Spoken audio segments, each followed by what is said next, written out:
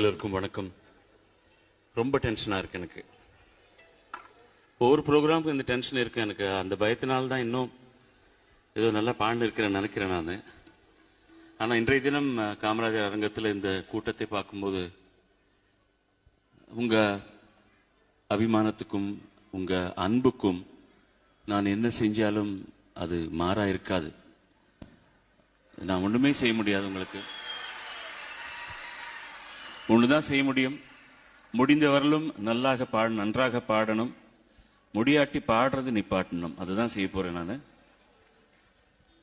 15ஆம் தேதி இந்த மாசம் நான் முதலாக பாடின தேதி அது. 66 நான்